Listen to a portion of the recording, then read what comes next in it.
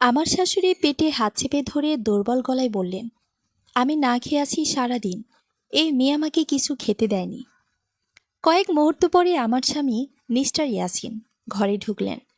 শাশুড়ির চোখের পানি দেখে তিনি এত জোরে আমাকে থাপ্পড় মারলেন যে আমার মুখে রক্তের স্বাদ ছড়িয়ে পড়ল। আর সেই মুহূর্তে আমার গর্ভের সন্তানটা যেন হঠাৎ নিশ্চুপ হয়ে গেল। তিনি বিশ্বাস করতেন আমি কখনো তার বিরুদ্ধে দাঁড়াতে পারবো না। আর আফরোজা আক্তার বিশ্বাস করতেন তার সাজানো মিথ্যেটা পুরোপুরি সফল হয়েছে। কিন্তু তারা কেউই বুঝতে পারেনি বাড়ির ক্যামেরাগুলো সবকিছু রেকর্ড করে ফেলেছে। প্রথমবার মিস্টার ইয়াসিন আমার গায়ে হাত তুলেছিলেন, তখন আমি 7 মাসের গর্ভবতী। খালি পায়ে রান্নাঘরে দাঁড়িয়েছিলাম, হাতে গরম স্যুপের বাটি শাশুড়ির জন্য। কিন্তু সেই স্যুপ আর টেবিল পর্যন্ত পৌঁছায়নি। আমার হাত থেকে বাটিটা পিছলে মেঝেতে পড়ে ভেঙে গেল। গরম ঝোল পুরো টাইলস জুড়ে ছড়িয়ে পড়ল, একটা অশুভ সতর্কবার্তার মতো, যেটা হয়তো আমার আরও আগেই বুঝে নেওয়া উচিত ছিল। ড্রয়িং রুমে বসেছিলেন আফরোজা আক্তার, এক হাত কপালে চেপে ধরে নাটকীয় গলায় বলেছিলেন, আমি তো না খেয়ে আছি সকাল থেকে। এই মেয়ে আমাকে কিছুই খেতে দেয়নি। আমি হতভম্ব হয়ে তার দিকে তাকিয়ে রইলাম। আমার পেছনের টেবিলে তখন সাজানো ছিল নরম খিচুড়ি, ভাপা মাছ, কাটা ফল আর সেই হার্বাল স্যুপ, যেটা মাত্র 20 মিনিট আগেই তিনি খেতে চেয়েছিলেন। তিনি প্রতিটা খাবারই ফিরিয়ে দিয়েছিলেন, কারণ তিনি অপেক্ষা করছিলেন ইয়াসিনের বাসায় ফেরার। মিস্টার ইয়াসিন ক্লান্ত মুখে ঘরে ঢুকলেন। অফিসের চাপে চোখ লাল, টাই আলগা, মুখে জমে থাকা বিরক্তি স্পষ্ট। তুমি আমার মাকে না খাইয়ে রেখেছ? তিনি চিৎকার করে উঠলেন। আমি তাড়াতাড়ি পেটের ওপর হাত রেখে বললাম, আপনি খাবারগুলোর দিকে তাকান, উনি খেতে চাননি। আফরোজা আক্তার সঙ্গে সঙ্গে কান্না জুড়ে দিলেন। ওর কথা বিশ্বাস করো না বাবা, আমি তো এখন বুড়ি মানুষ, অপ্রয়োজনীয়। ও চায় আমি এই বাড়ি থেকে চলে যাই, যাতে সব কিছু ওর হয়ে যায়। ঠিক তখনই ইয়াসিন আমাকে থাপ্পড় মারলেন। শব্দটা পুরো ঘরে প্রতিধ্বনির মতো ছড়িয়ে পড়ল। এক মুহূর্তের জন্য মনে হলো আমার গর্ভের সন্তানটাও ভয় পেয়ে থেমে গেছে। আমি কাঁদিনি, চিৎকারও করিনি, শুধু গালে হাত দিয়ে জ্বলতে থাকা জায়গাটা ছুঁয়ে দেখলাম। তারপর সেই মানুষটার দিকে তাকালাম, যাকে আমি একসময় নিজের পুরো পৃথিবী ভেবেছিলাম। আপনি আমাকে মারলেন, আমি শান্ত গলায় বললাম। এক মুহূর্তের জন্য ইয়াসিনের মুখ বদলে গেল, যেন তিনি নিজেও বুঝতে পারছিলেন কি করেছেন। কিন্তু সঙ্গে সঙ্গে আফরোজা আক্তার তার হাত চেপে ধরলেন। দেখছো, মেয়েটার কোনো লজ্জা নেই, এখন সব দোষ তোমার ওপর চাপাবে। ইয়াসিন রাগে আমার দিকে আঙ্গুল তুললেন। আমার মায়ের কাছে ক্ষমা চাও। আমার ঠোঁটের কোণে ছোট্ট একটা হাসি ফুটে উঠল। হাসিটা আনন্দের ছিল না, বরং সেই মুহূর্তে আমার ভেতরে কিছু একটা ভেঙে গিয়ে আবার নতুনভাবে গড়ে উঠছিল। ক্ষমা চাইব, আমি ধীরে বললাম। তিনি আরও কাছে এগিয়ে এলেন। আমাকে পরীক্ষা করো না মরিয়ম। তার পেছনে দাঁড়িয়ে আফরোজা আক্তার মুচকি হাসছিলেন, ছোট্ট একটা হাসি, তৃপ্তির হাসি। তিনি ভাবছিলেন আমি এখনও সেই সহজ সরল মেয়ে যে বিয়ের স্বপ্ন নিয়ে এ বাড়িতে এসেছিল। তিনি ভাবছিলেন আমি এখনও সেই অসহায় পুত্রবধূ যার হয়ে লড়ার মতো বাবা মা নেই, পাশে দাঁড়ানোর মতো ভাই নেই, কিংবা ভয় দেখানোর মতো কোনো ক্ষমতাবান পরিবার নেই। কিন্তু তিনি একটা গুরুত্বপূর্ণ বিষয় ভুলে গিয়েছিলেন। মিস্টার ইয়াসিনের স্ত্রী হওয়ার আগে আমি ছিলাম একজন দক্ষ আইনজীবী। আর 3 সপ্তাহ আগে প্রথম ভুল করে ধাক্কা দেওয়ার ঘটনার পরেই আমি বাড়ির প্রতিটা কমন রুমে গোপন ক্যামেরা লাগিয়ে দিয়েছিলাম। আমি ধীরে ধীরে নিচের দিকে তাকালাম, রান্নাঘরের কাউন্টার থেকে ফোনটা হাতে নিলাম, তারপর একটা মাত্র বাটনেই চাপ দিলাম। ভিডিওটা ইতিমধ্যেই সেভ হয়ে গেছে। রাতটা তখন ধীরে ধীরে আরও ভারী হয়ে আসছিল। ঘরের ভেতরের বাতাস যেন আগের চেয়ে অনেক বেশি ঠান্ডা হয়ে গেছে। আমি ফোনটা হাতে ধরে দাঁড়িয়েছিলাম, আঙ্গুলটা এখনও স্ক্রিনের উপর স্থির। একটা চাপ, আর তার সঙ্গে সঙ্গে যেটা ঘটেছে সেটা শুধু একটা ভিডিও, সেভ হওয়া নয়। ওটা ছিল আমার জীবনের ভিতর জমে থাকা সব অপমান, মিথ্যার সহ্য করে যাওয়া প্রতিটা মুহূর্তে প্রমাণ হয়ে ওঠা। মিস্টার ইয়াসিন এখনও আমার সামনে দাঁড়িয়ে। তার চোখে রাগ, বিভ্রান্তি আর কোথাও কোথাও এক ধরনের অস্বস্তি মিশে আছে। তিনি এখনও বুঝতে পারছেন না ঠিক কতটা বড় ভুল তিনি করে ফেলেছেন।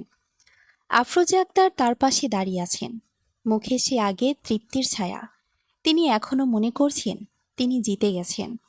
একজন অসহায় পুত্রবধূকে শেষ করে দেওয়ার নাটকটা তিনি সফলভাবে মঞ্চস্থ করেছেন। কিন্তু তারা দুজনেই জানে না নাটকটাই এবার শেষ নয়, শুরু। আমি ধীরে ধীরে ফোনটা উঁচু করলাম না, শুধু স্ক্রিনটা একটু ঘুরিয়ে তাদের দিকে দেখালাম।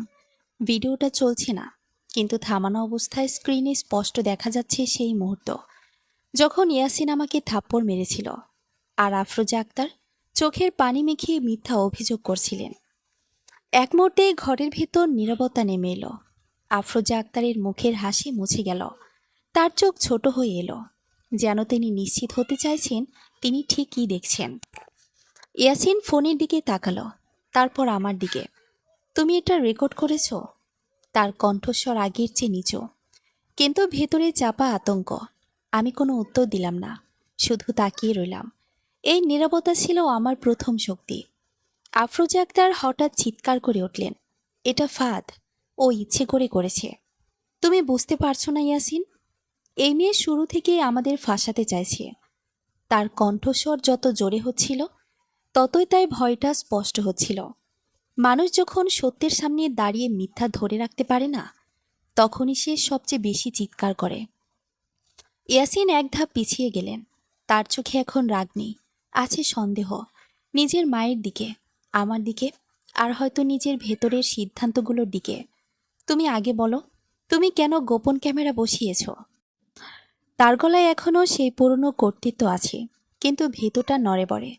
আমি এবার ধীরে ধীরে কথা বললাম, শান্ত, স্থির, কিন্তু ভাঙা নয়। কারণ 3 সপ্তাহ আগে আপনি আমাকে প্রথমবার ধাক্কা দিয়েছিলেন, আর তখনই আমি বুঝেছিলাম এখানে শুধু ভুল বোঝাবুঝি না, এখানে একটা প্যাটার্ন আছে। আমি আইনজীবী হিসেবে শিখেছি, প্যাটার্ন মানে প্রমাণের সুরো। এ কথাটা শুনে আফরোজা আক্তারের মুখ শক্ত হয়ে গেল। তুমি আইনজীবী ছিলে, তাই তো? তিনি কটাক্ষ করে বললেন, এখন মনে পড়ছে? তাই তো এত নাটক। আমি তার দিকে তাকালাম। এই প্রথমবার আমার চোখে রাগ স্পষ্ট হলো। নাটক না, প্রমাণ। এই একটা শব্দই ঘরের বাতাস বদলে দিল। ইয়াসিন আমার দিকে তাকিয়ে রইলেন। এবার তার চোখে অন্য কিছু, বিভ্রান্তি, অপরাধবোধ আর একটু ভয়। তুমি সত্যি এটা পুলিশের কাছে দেবে? সে ধীরে বলল। আমি এবার মাথা নত করলাম না। আমি ইতিমধ্যে আপলোড শুরু করে দিয়েছি। এ কথাটা বলার সঙ্গে সঙ্গে আফরোজা আক্তার যেন কয়েক ধাপ পিছিয়ে গেলেন। তার মুখ ফ্যাকাশে হয়ে গেল। তার পুরো আত্মবিশ্বাস, যেটা এতক্ষণ মিথ্যার উপর দাঁড়িয়েছিল, সেটা হঠাৎ ভেঙে পড়ল। না না, এটা হতে পারে না, তিনি ফিসফিস করলেন। এটা মিথ্যা ভিডিও হতে পারে, তুমি এডিট করেছ। আমি ফোনটা আবার দেখালাম। Full HD recording, time stamp সহ। প্রতিটা শব্দ, প্রতিটা মুহূর্ত, কোনো কাট নেই, কোনো এডিট নেই। ইয়াসিন এবার মাথা নিচু করলেন। আমি শুধু একটা কথা জিজ্ঞেস করলাম, খুব শান্তভাবে, আপনি কি জানতেন আপনার মা মিথ্যা বলছে? এই প্রশ্নটা সবচেয়ে ভারী, কারণ এর উত্তর যেদিকেই যাক ক্ষতি তার হবে। তিনি কিছু বললেন না। নীরবতা আবার নেমে এলো। ঠিক তখনই ঘরের বাইরে থেকে দরজায় ধাক্কার শব্দ শোনা গেল। হয়তো প্রতিবেশী, হয়তোবা কেউ ইতিমধ্যেই শব্দ শুনেছে, কারণ বড় বাড়িতে বড় ঘটনা কখনো গোপন থাকে না। আমি ধীরে ধীরে দরজার দিকে তাকালাম।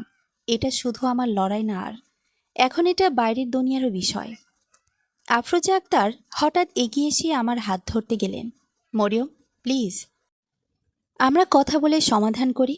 তুমি তো বুদ্ধিমান মেয়ে। আমি হাত সরিয়ে নিলাম। বুদ্ধিমান বলে আমি এখন চুপ থাকবো না। এই প্রথম আফরোজা আক্তারের চোখে ভয় স্পষ্ট হলো। ইয়াসিন ধীরে ধীরে মাথা তুললেন। তার মুখে এখন আর রাগ নেই, আছে এক ধরনের ভাঙা মানুষ। তুমি চাইলে আমি থামাতে পারি না, তাই তো? সে খুব নিচু গলায় বলল। আমি তার দিকে তাকালাম। না, আপনি চাইলে আগে ভাবতে পারতেন। এই কথার পর ঘরটা পুরোপুরি বদলে গেল। এটার সে আগের পরিবার ছিল না, এটা এখন একটা ভাঙ্গনের শুরু। আমি ধীরে ধীরে ফোন পকেটে রাখলাম। ভিডিও শুধু শুরু হয়েছে, শেষ হয়নি। কারণ এখনও অনেক কিছু সামনে আসার বাকি আছে, যা শুধু এই থাপ্পড় বা মিথ্যা অভিযোগ না, বরং এবারের প্রতিটা দেয়ালের ভেতরে লুকিয়ে থাকা সত্য। আর আমি এবার থামব না। রাত যত গভীর হচ্ছিল, ঘরের ভেতরের পরিস্থিতি ততই জটিল হয়ে উঠছিল। দরজার বাইরে যে ধাক্কার শব্দটা শোনা গিয়েছিল, সেটাই যেন পুরো ঘটনাকে বাইরের পৃথিবীর সঙ্গে যুক্ত করে দিল। এখন আর এই লড়াই শুধু চার দেয়ালের মধ্যে সীমাবদ্ধ নেই, এটা ধীরে ধীরে বড় কিছুতে রূপ নিচ্ছে। আমি দাঁড়িয়ে আছি সেই জায়গাতেই, যেখানে কিছুক্ষণ আগে সব সত্য প্রথমবারের মতো উন্মুক্ত হয়েছিল। ফোনটা আমার পকেটে, কিন্তু ভেতরের ভারটা যেন আরও বেড়ে গেছে। আফরোজা আক্তারের মুখ এখন আগের মতো আত্মবিশ্বাসী নেই। তার চোখে ভয়, অস্থিরতা আর অস্বীকারের চেষ্টা একসাথে মিশে গেছে। তিনি বারবার আমার দিকে তাকাচ্ছেন, যেন এখনও আশা করছেন আমি সব কিছু মুছে ফেলব বা বলবো এটা শুধু একটা ভুল বোঝাবুঝি ছিল। কিন্তু আমি জানি এই মুহূর্তে আর পেছনে ফেরা সম্ভব না। ইয়াসিন এখনও চুপ করে দাঁড়িয়ে আছে। তার মুখে রাগ নেই, কিন্তু একটা ভারী বোঝা যেন তাকে চেপে ধরেছে। যে মানুষটা কিছুক্ষণ আগে আমার গায়ে হাত তুলেছিল, এখন সে নিজের ভেতরেই আটকে গেছে। সে বুঝতে পারছে পরিস্থিতি তার নিয়ন্ত্রণের বাইরে চলে যাচ্ছে। দরজার বাইরে আবার ধাক্কা পড়ল, এবার আরও জোরে। তারপর একজন প্রতিবেশীর গলা শোনা গেল, কি হচ্ছে এখানে? শব্দ শুনে আমরা চলে এসেছি। আমি ধীরে ধীরে দরজার দিকে এগোলাম। আফরোজা আক্তার তাড়াতাড়ি এগিয়ে এসে আমাকে থামানোর চেষ্টা করল। না না, দরজা খোলো না, এখন দরকার নেই বাইরে কাউকে আনার। আমি তার দিকে তাকালাম। এই প্রথম আমার গলায় কোনো দ্বিধা ছিল না। দরজা না খুললেই সত্য বদলে যায় না। আমি দরজা খুলে দিলাম। বাইরে 2-3 জন প্রতিবেশী দাঁড়িয়েছিল। তাদের মুখে কৌতূহল আর উদ্বেগ। তাদের পিছনে দূরে আরও কিছু মানুষ জড়ো হচ্ছে। এই খবরটা এখন আর গোপন নেই। আমি কোনো কিছু না বলেই একটু সরে দাঁড়ালাম, যেন ভেতরের দৃশ্যটা নিজেরাই দেখতে পারে। ঘরের ভেতর আফরোজা আক্তার হঠাৎ নাটকীয়ভাবে মাথা ধরে বসে পড়লেন। তিনি আবার সেই পুরনো ভঙ্গিতে ফিরে গেলেন, যেন কিছুই হয়নি, যেন তিনি সবচেয়ে নিরীহ মানুষ। আমি কিছু করিনি, আমি তো শুধু খেতে চেয়েছিলাম, তিনি কান্নার মতো গলায় বললেন। কিন্তু এবার আর কেউ সহজে বিশ্বাস করছিল না। কারণ বাইরে যারা এসেছে তারা শুধু শব্দ শোনেনি, তারা ভিডিওর কথাও শুনতে শুরু করেছে। কেউ কেউ ফোন বের করে ফেলেছে, কেউ হয়তো ইতিমধ্যে ভিডিওর অংশ দেখছে। ইয়াসিন হঠাৎ আমার দিকে তাকালো। তার চোখে এবার ভয় স্পষ্ট। তুমি এটা বাইরে ছড়াবে? তার কণ্ঠস্বর ভাঙা। আমি শান্তভাবে বললাম, আমি কিছু ছড়াইনি, আমি শুধু সত্যটা রেখেছি। এ কথাটা যেন তাকে আরো ভেঙে দিল। ঠিক তখনই দূর থেকে একটা পুলিশের গাড়ির সাইরেন শোনা গেল। আমি মাথা ঘুরিয়ে বাইরে তাকালাম। আলো আসছে ধীরে ধীরে। পরিস্থিতি এখন আর শুধু পারিবারিক নয়, এটা এখন আইনি জায়গায় ঢুকে গেছে। আফরোজা আক্তারের মুখ এবার পুরোপুরি সাদা হয়ে গেল। তিনি বুঝতে পারছেন নাটক আর তার নিয়ন্ত্রণে নেই। না না না, তিনি হঠাৎ উঠে দাঁড়িয়ে গেলেন। এটা থামাও, এটা ভুল হচ্ছে। কিন্তু কেউ আর তাকে থামানোর ক্ষমতা দিচ্ছিল না। পুলিশ আসার সঙ্গে সঙ্গে পরিস্থিতি দ্রুত বদলে গেল। তারা ভেতরে ঢুকলো, চারপাশে তাকালো, তারপর আমার দিকে, ইয়াসিনের দিকে আর আফরোজা আক্তারের দিকে প্রশ্ন করতে শুরু করলো। আমি শুধু ফোনটা বের করলাম এবং ভিডিওটা দেখালাম। যখন তারা ভিডিওটা দেখছিল, ঘরের বাতাস যেন আরো ভারী হয়ে উঠছিল। প্রতিটা সেকেন্ডে সত্য আরো পরিষ্কার হচ্ছিল। কেউ কিছু বলছিল না, শুধু দেখছিল। ইয়াসিন মাথা নিচু করে দাঁড়িয়েছিল। তার হাতে এখন আর ক্ষমতার কোনো চিহ্ন নেই, শুধু আফসোস। একজন পুলিশ কর্মকর্তা আমার দিকে তাকিয়ে বলল, আপনি কি অভিযোগ করতে চান? আমি একটু থামলাম, তারপর বললাম, আমি শুধু চাই প্রমাণটা দেখা হোক। এই কথাটা বলার সঙ্গে সঙ্গেই আফরোজা আক্তার হঠাৎ আমার দিকে এগিয়ে এলেন। তুমি এটা আমার ছেলের সঙ্গে করতে পারো না, তিনি চিৎকার করে উঠলেন। তুমি এই বাড়ি ধ্বংস করতে চাইছো। আমি তার দিকে তাকালাম। এ বাড়ি আগে থেকেই ভেঙে গেছে, আমি শুধু আড়ালটা সরিয়েছি। এই কথাটা শুনে তিনি চুপ হয়ে গেলেন, কারণ এটা অস্বীকার করার কিছু ছিল না। পুলিশ ইয়াসিনকে আলাদা করে নিয়ে কথা বলল।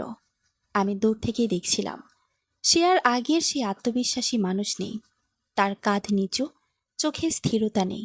সে এখন বুঝতে পারছে এক মুহূর্তের রাগ কত বড় পরিণতি তৈরি করতে পারে। আফরোজা আক্তার এখন এক্ষণে বসে আছেন। তার পুরো নাটক ভেঙে গেছে। তিনি এখন আর অভিনেত্রী নন, তিনি একজন ধরাপড়া মানুষ। কিছুক্ষণ পর একজন পুলিশ আমার কাছে এসে বলল, ভিডিওটা আমাদের প্রাথমিক প্রমাণ হিসেবে নেওয়া হচ্ছে, আপনি চাইলে অভিযোগ প্রক্রিয়া শুরু করতে পারেন। আমি মাথা নেড়ে সম্মতি দিলাম। ঠিক তখনই ইয়াসিন আমার দিকে তাকালো। তার চোখে এখন আর রাগ নেই, শুধু এক ধরনের অনুরোধ, একটু কথা বলবে। আমি কিছুক্ষণ চুপ করে থাকলাম, তারপর ধীরে ধীরে তার সামনে গেলাম। সে খুব নিচু গলায় বলল, আমি বুঝতে পারিনি। আমি তার কথা কেটে দিলাম, না, আপনি বুঝতে পারেননি, না, আপনি বুঝতে চাননি। এই কথাটাই তাকে থামিয়ে দিল। আমি এক সময় আপনাকে ভালোবাসতাম। সে ফিসফিস করে বলল। আমি তাকালাম তার দিকে। ভালোবাসা কখনো আঘাতকে বৈধ করে না। এই কথাটা বলার পর আমার ভেতরের ভারটা একটু হালকা লাগলো, কারণ আমি এখন জানি আমি আর আগের জায়গায় নেই। পুলিশ যখন ইয়াসিনকে নিয়ে বের হয়ে যাচ্ছিল, আফরোজা আক্তার হঠাৎ আমার দিকে তাকালেন। তুমি সুখী হতে পারবে না মরিয়ম, তিনি নিচু গলায় বললেন।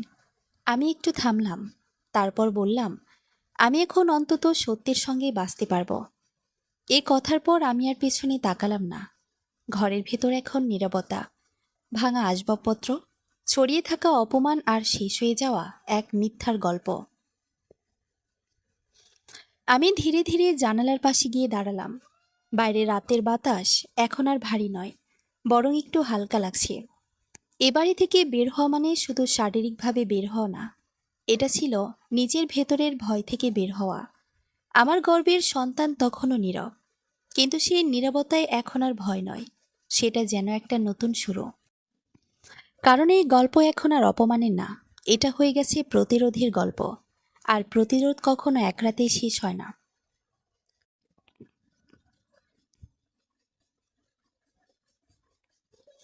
রাতের সেই ঘটনার পর ঘরটা আর আগের মতো থাকেনি। যে দেয়ালের ভেতর একসময় মিথ্যা আর ক্ষমতার খেলা চলত, সে দেয়াল এখন নীরব সাক্ষী হয়ে দাঁড়িয়ে আছে।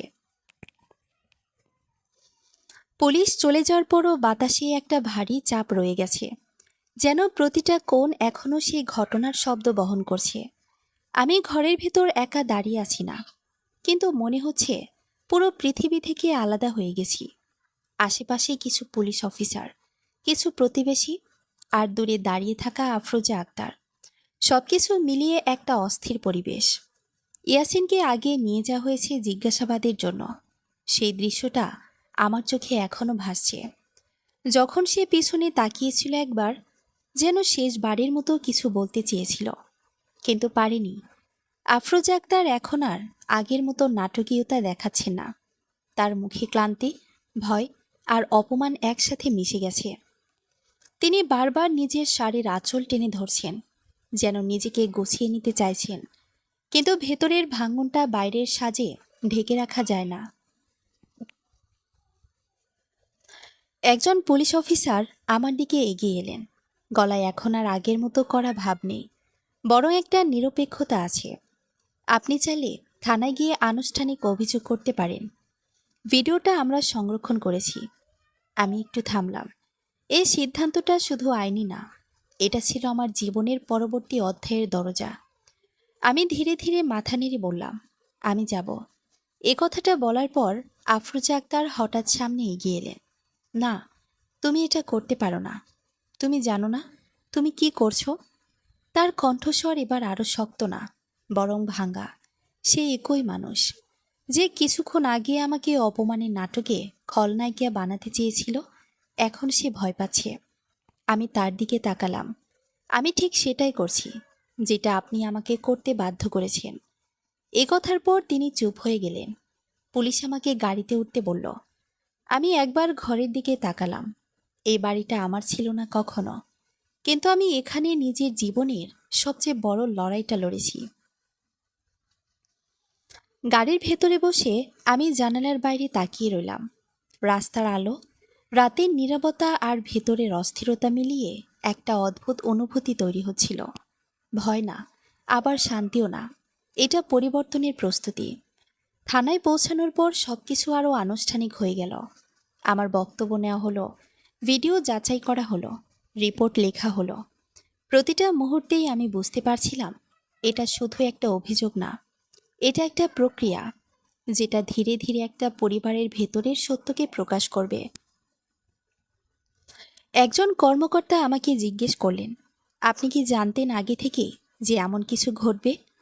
আমি একটু থামলাম, তারপর বললাম, আমি জানতাম কিছু ভুল আছে, কিন্তু আমি প্রমাণ না পাওয়া পর্যন্ত কিছু বলতে চাইনি। এই উত্তরটা দেওয়ার পর তিনি মাথা নেড়ে নোট লিখলেন। রাত যখন শেষের দিকে আমি থানার একটা ছোট রুমে বসেছিলাম। ক্লান্তি ছিল, কিন্তু ঘুম আসছিল না। মাথার ভেতর শুধু ইয়াসিনের মুখটা ঘুরছিল। সেই মানুষটা যাকে আমি একসময় বিশ্বাস করেছিলাম, এখন আইনের অন্য পাশে দাঁড়িয়ে আছে। পরের দিন সকালে পরিস্থিতি আরও বদলে গেল। খবর ছড়িয়ে গেছে, বড় বাড়ির ঘটনা কখনো গোপন থাকে না, বিশেষ করে যখন সেখানে ভিডিও প্রমাণ থাকে। প্রতিবেশী থেকে শুরু করে আত্মীয়, এমনকি পরিচিত কিছু মানুষও ফোন করতে শুরু করেছে। কেউ সহানুভূতি দেখাচ্ছে, কেউ অবিশ্বাস করছে, আবার কেউ কৌতূহলী হয়ে পুরো গল্প জানতে চাইছে। আমি ফোন বন্ধ করে দিলাম, কারণ আমি বুঝতে পারছিলাম এখন সবচেয়ে গুরুত্বপূর্ণ হলো বাইরের শব্দ না, ভেতরের স্থিরতা। দুপুরের দিকে আমাকে আদালতের জন্য প্রস্তুত থাকতে বলা হলো। ইয়াসিনের বিরুদ্ধে প্রাথমিক রিমান্ড প্রসেস শুরু হয়েছে। আমি যখন আদালতের দিকেই যাচ্ছিলাম, তখন একটা অদ্ভুত দৃশ্য দেখলাম। আফরোজা আক্তার আদালতের বাইরে দাঁড়িয়ে আছেন। তার মুখে কোনো নাটক নেই, কোনো মিথ্যা কান্না নেই। তিনি শুধু তাকিয়ে আছেন, যেন এখনো বিশ্বাস করতে পারছেন না তার তৈরি করা পুরো পরিকল্পনা তার নিজের উপর ভেঙে পড়েছে। আমার চোখ তার চোখের সঙ্গে মিলল। এই প্রথম তিনি কোনো শব্দ বললেন না। কিছু মুহূর্ত পর আমি ভেতরে চলে গেলাম। আদালতের ভেতর পরিবেশ ছিল খুবই আনুষ্ঠানিক। আইনজীবীরা, কাগজপত্র, বিচারকের উপস্থিতি, সবকিছু মিলিয়ে একটা ভারী পরিবেশ। ইয়াসিনকে যখন আনা হলো, আমি তাকে ভালোভাবে দেখলাম। তার চোখে এখন আর সে আগের অহংকার নেই। সেখানে আছে ক্লান্তি, অপরাধবোধ আর এক ধরনের বোঝা। বিচারক যখন প্রাথমিক তথ্য শুনছিলেন, ভিডিও প্রমাণ দেখানো হলো, পুরো ঘরটা এক মুহূর্তের জন্য নীরব হয়ে গেল। আমি অনুভব করছিলাম এই মুহূর্তটা শুধু আমার জন্য না, এটা সেই সব নারীর জন্য যারা কখনো নিজের কথা বলতে পারেনি।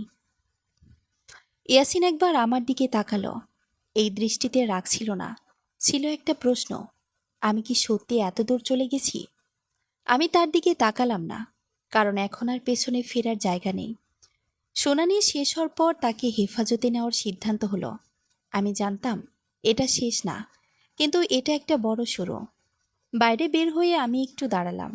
বাতাসটা আজ অন্যরকম লাগছিল, হালকা কিন্তু পরিষ্কার। ঠিক তখনই আমার ফোন আবার অন হলো। একটা মেসেজ, অচেনা নম্বর থেকে। শুধু একটা লাইন ছিল, তুমি ভেবেছ সব শেষ? আমি কিছুক্ষণ স্ক্রিনের দিকে তাকিয়ে রইলাম। এই গল্প এখনও শেষ হয়নি, বরং এখন নতুন একটা অধ্যায় শুরু হচ্ছে, যেটা শুধু থাপ্পড়, মিথ্যার প্রমাণের না, বরং সেই মানুষের যারা এই পুরো খেলার পেছনে ছিল। আমি ফোনটা বন্ধ করলাম, কারণ এখন আমি জানি আমি শুধু ভুক্তভোগী না, আমি এখন অনুসন্ধান শুরু করা একজন মানুষ। আর সত্য যত গভীরেই থাকুক, আমি এবার সেটাকে বের করব। সেই অচেনা নম্বর থেকে আসা মেসেজটা আমার মাথার ভেতর একটা অস্বস্তির মতো আটকে রইল। আদালত থেকে বের হওয়ার পরও বাইরের আলো, মানুষের ভিড় বা রাস্তার শব্দ কিছুই পুরোপুরি আমার মনোযোগ টানতে পারছিল না। মনে হচ্ছিল আমি যে অধ্যায়ের শেষে ভেবেছিলাম সেটা আসলে একটা দরজা মাত্র, আর সেই দরজার পেছনে আরও অনেক অজানা অন্ধকার দাঁড়িয়ে আছে। তুমি ভেবেছো সব শেষ? এই একটা লাইন বারবার চোখের সামনে ভেসে উঠছিল। কেউ যদি সত্যি শেষ বলে ভাবতে না দেয়, তাহলে তার মানে এই লড়াইটা শুধু ইয়াসিন বা আফরোজা আক্তারের বিরুদ্ধে না, বরং এর পেছনে আরও কেউ আছে। আমি বাসায় ফিরিনি। আদালত থেকে সরাসরি একটা ছোট হোটেলে উঠলাম, কারণ এখন নিজের বাড়িটা আর নিরাপদ মনে হচ্ছিল না। যে বাড়িতে একসময় আমি সংসার শুরু করেছিলাম, এখন সেটাই আমার বিরুদ্ধে ব্যবহৃত হতে পারে। রুমের জানালা দিয়ে বাইরে তাকিয়েছিলাম। শহরটা স্বাভাবিকভাবে চলছে, মানুষ তাদের জীবন নিয়ে ব্যস্ত, কিন্তু আমার ভেতরের পৃথিবীটা সম্পূর্ণ বদলে গেছে। এখন আমি শুধু একজন স্ত্রী না, একজন আইনজীবী, একজন প্রমাণ সংগ্রাহক, আর সবচেয়ে বড় কথা, একজন লক্ষ্যবস্তু। রাতে আমি ফোনটা আবার খুললাম, সেই মেসেজের নম্বরটা ট্রেস করার চেষ্টা করলাম, কিন্তু সেটি ভার্চুয়াল বা প্রাইভেট ছিল, কোনো সহজ সূত্র নেই। এর মানে যে এটা পাঠিয়েছে সে খুব সাবধানে খেলছে। পরের দিন সকালে আবার থানায় যেতে হলো। ইয়াসিনের রিমান্ড প্রসেস আরও এগোচ্ছে, কিন্তু আশ্চর্যের বিষয়, আফরোজা আক্তারের আচরণ হঠাৎ বদলে গেছে। তিনি আগের মতো চিৎকার করছেন না, বরং এখন চুপচাপ আইনজীবীদের সঙ্গে কথা বলছেন। আমি দূর থেকে তাকে দেখছিলাম। এই পরিবর্তনটা অস্বাভাবিক লাগছিল। একজন মানুষ যখন হঠাৎ চুপ হয়ে যায়, তখন বুঝতে হয় সে নতুন কোনো কৌশল নিচ্ছে। ঠিক তখনই একজন পুলিশ অফিসার আমাকে আলাদা করে ডাকলেন। আপনার কেসটা একটু জটিল হচ্ছে। আমি তাকালাম। কেন? ইয়াসিনের পরিবার নতুন কিছু ডকুমেন্ট জমা দিয়েছে। তারা বলছে আপনি আগে থেকেই পারিবারিক সম্পত্তি নিয়ে পরিকল্পনা করেছিলেন। এই কথাটা শুনে আমি কয়েক সেকেন্ড চুপ করে রইলাম। এটা নতুন মিথ্যা, কিন্তু আমি জানতাম মিথ্যা সবসময় একা আসে না, সে প্যাকেজ হয়ে আসে।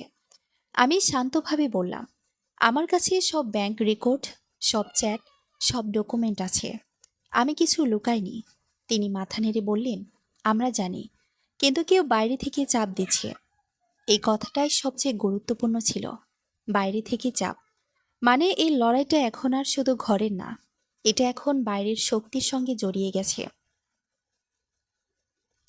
সেদিন বিকেলে আমি নিজের পুরনো অফিসে গেলাম।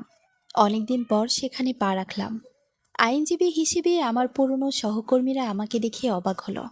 তারা বলল, তুমি কি আবার কাজে ফিরছ?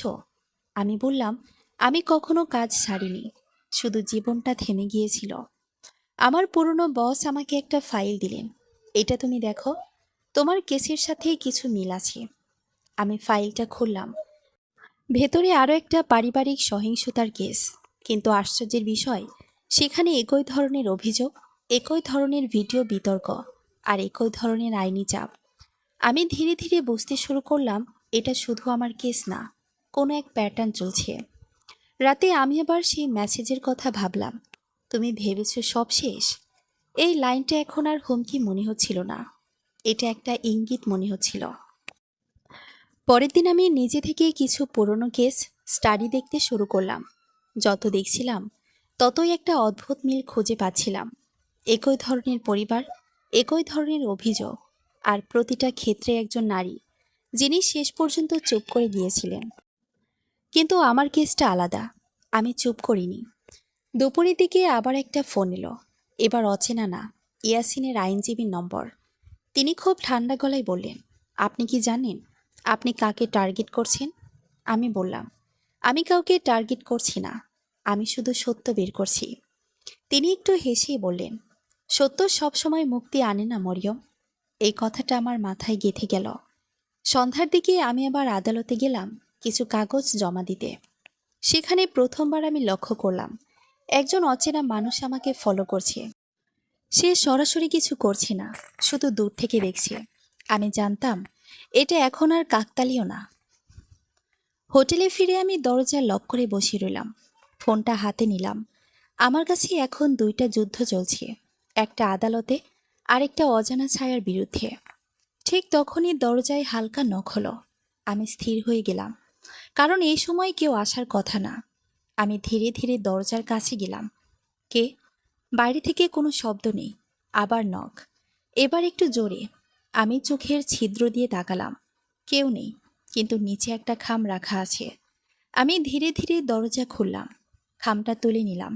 ভেতরে একটা ছবি, আমার নিজের, আর তার নিচে লেখা, তুমি শুধু এক পরিবার ভাঙনি, তুমি একটা সিস্টেমে হাত দিয়েছ। আমি কয়েক মুহূর্ত চুপ করে রইলাম।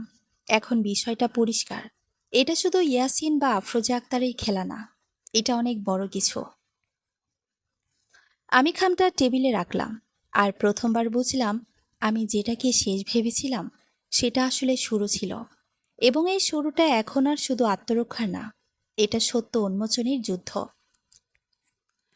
রাতটা আগের মতো সব রাতের চেয়ে বেশি ভারী লাগছিল, কিন্তু এবার সেই ভার শুধু ভয় নয়, একটা স্পষ্ট সতর্কতার মতো মাথার ভেতর কাজ করছিল। খামের ভেতরে ছবিটা টেবিলের ওপর পড়ে আছে, আর আমি সেটার দিকে তাকিয়ে আছি অনেকক্ষণ ধরে। নিজের ছবি নিজের অজান্তে কোথাও তোলা, এই অনুভূতিটা শুধু অস্বস্তির না, এটা একটা পরিষ্কার বার্তা যে কেউ আমাকে খুব কাছ থেকে পর্যবেক্ষণ করছে, অনেক আগে শুরু করেছে। তুমি শুধু এক পরিবার ভাঙনি, তুমি একটা সিস্টেমে হাত দিয়েছ। এই লাইনটা এখন আর শুধু কাগজে লেখা না, এটা একটা হুমকি, একটা ঘোষণা, একটা যুদ্ধের পরবর্তী পর্যায়ের দরজা। আমি ধীরে ধীরে ছবিটা হাতে নিলাম। ছবিটা নতুন নয়, কিন্তু তাতে আমি যে জায়গায় দাঁড়িয়ে আছি সেটা আমার মনে নেই। মানে, আমাকে এমন জায়গায় দাঁড়িয়ে ছবি তোলা হয়েছে যেখানে আমি জানতামও না। এর মানে খুব পরিষ্কার, আমার চারপাশে কেউ আগে থেকেই ছিল, খুব পরিকল্পিতভাবে। আমি জানালার পর্দায় একটু সরিয়ে বাইরে তাকালাম।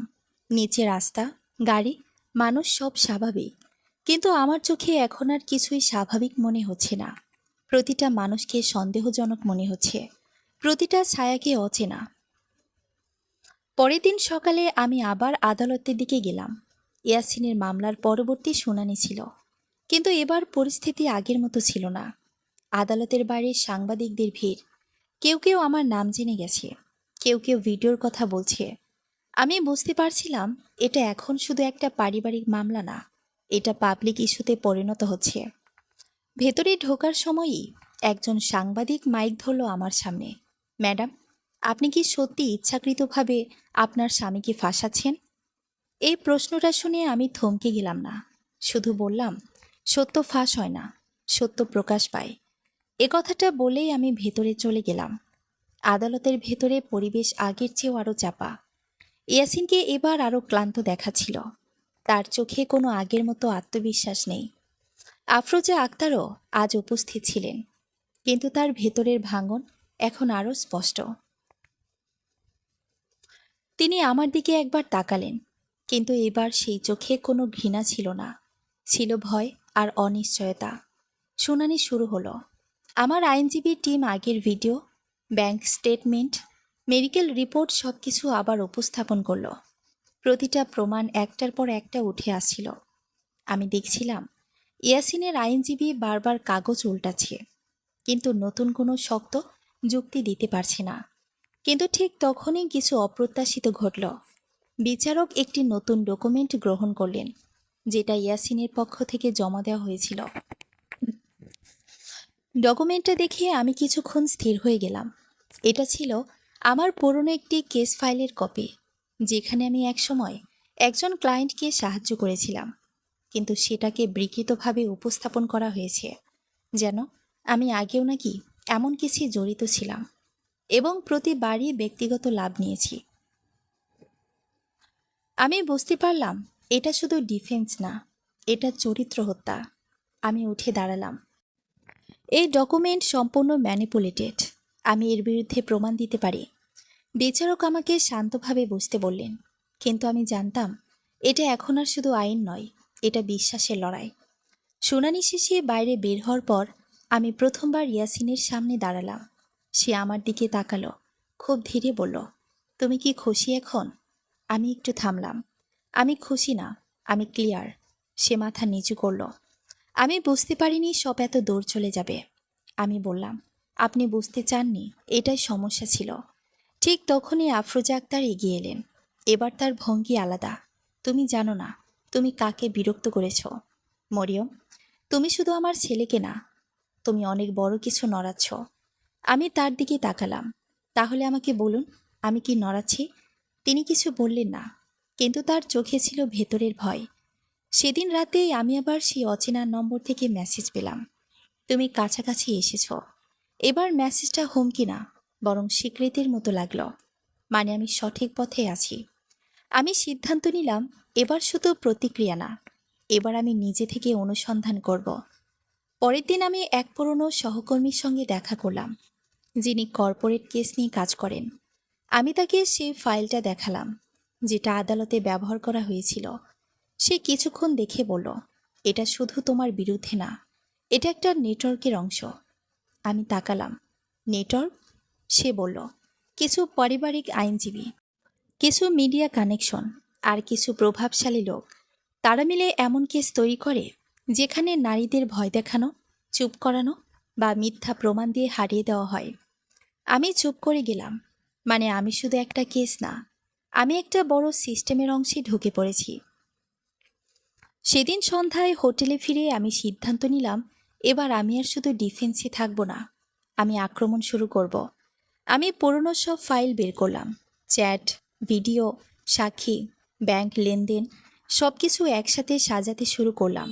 রাত বাড়তে লাগলো, আর আমি বুঝতে পারছিলাম আমি যাদের বিরুদ্ধে লড়ছি তারা শুধু ব্যক্তি না, তারা একটা কাঠামো।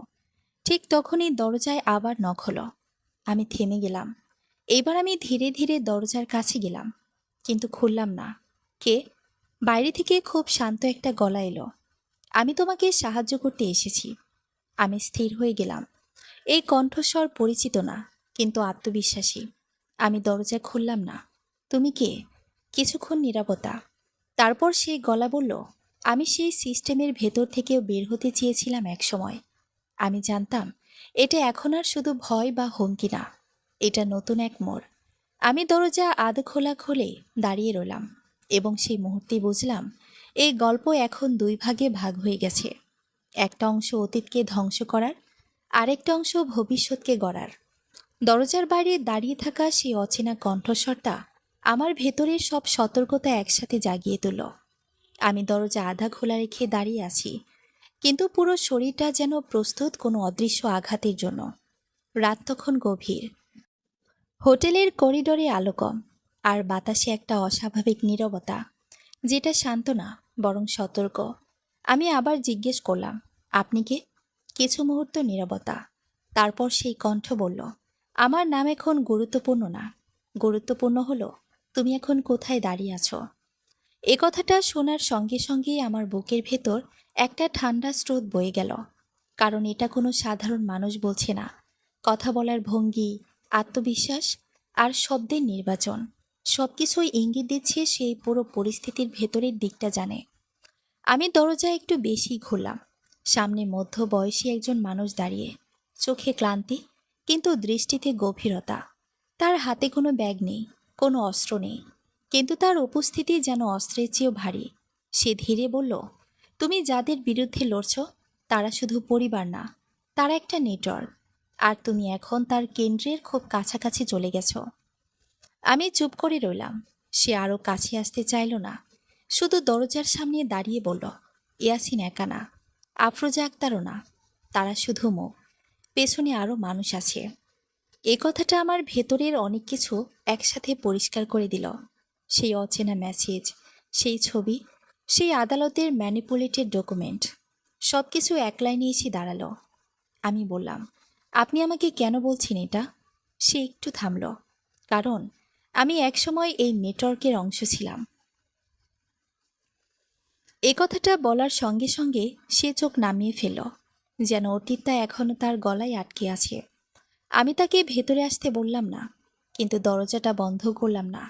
সে ধীরে ধীরে বলল, তারা নারীদের কেস বানায়, নিয়ন্ত্রণ করে, ভয় দেখায়, আর যারা বেশি জানে তাদের চুপ করিয়ে দেয়।